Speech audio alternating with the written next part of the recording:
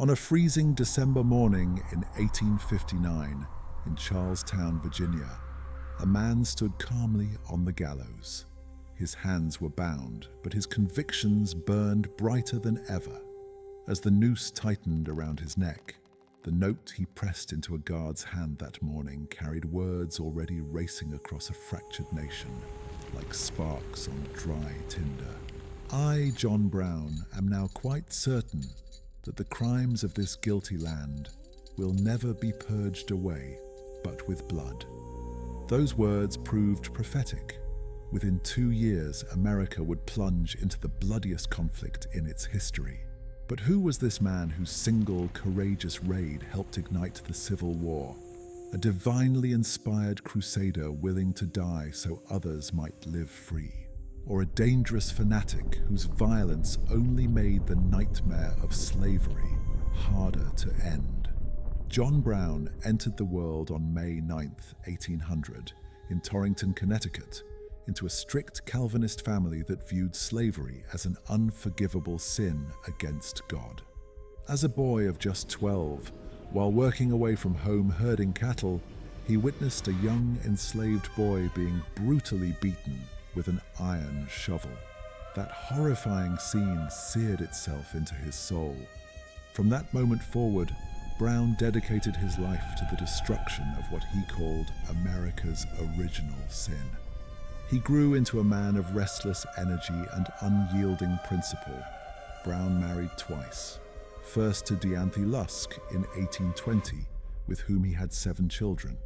After her death in childbirth in 1832, he wed the much younger Mary Ann Day in 1833. Together, they would have 13 more.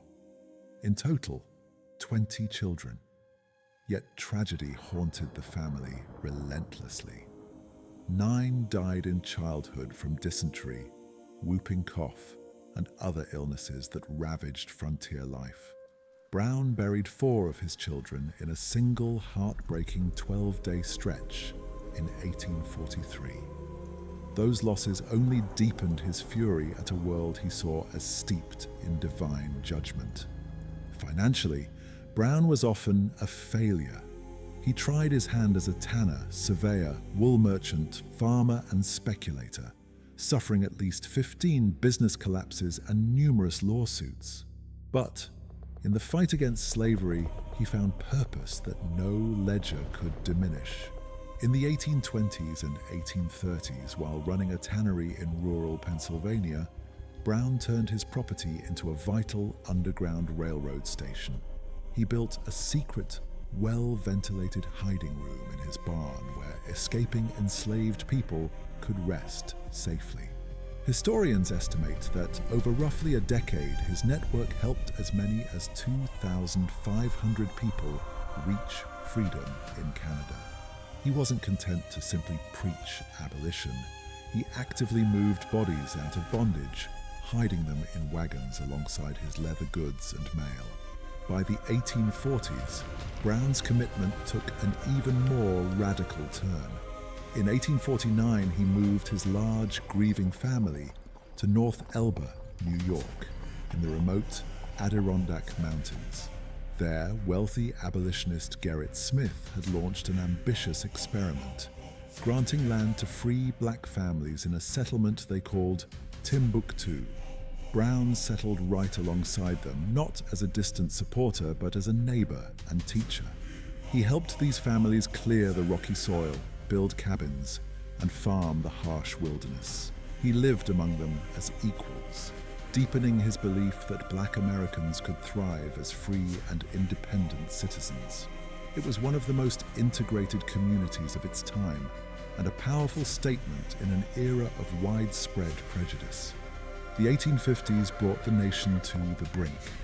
Bleeding Kansas became a battleground as pro-slavery forces from Missouri flooded the territory to secure it for slavery.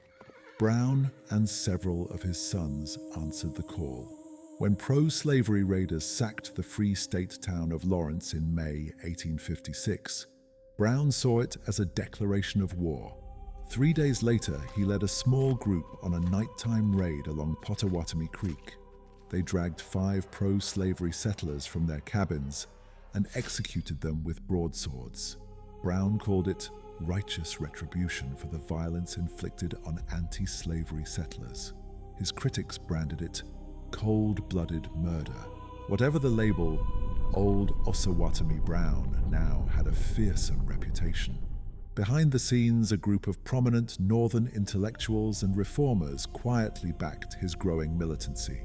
Known as the Secret Six, men like Gerrit Smith, Samuel Gridley Howe, Thomas Wentworth Higginson, Theodore Parker, Franklin Sanborn, and George Luther Stearns provided money, weapons, and moral support.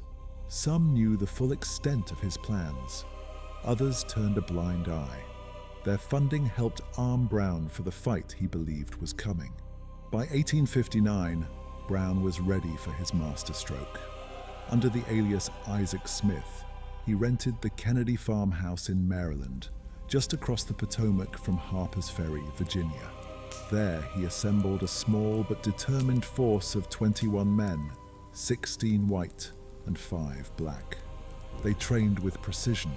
Brown had acquired hundreds of Sharps rifles, highly accurate breech-loading weapons, and nearly 1,000 custom-forged steel pikes for arming newly freed enslaved people who might not know how to handle guns.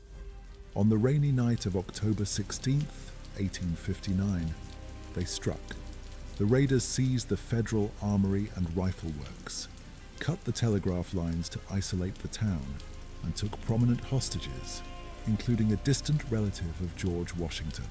For a few tense hours, it seemed possible that enslaved people from the surrounding countryside might rise up and join them, but the alarm spread faster than expected. Local militia and then U.S. Marines, commanded by a colonel named Robert E. Lee, surrounded the arsenal. The fighting turned savage.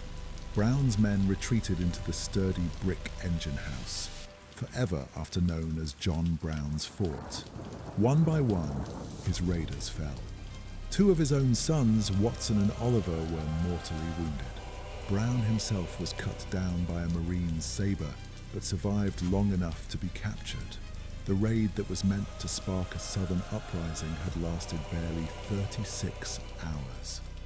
The trial in Virginia was a national drama.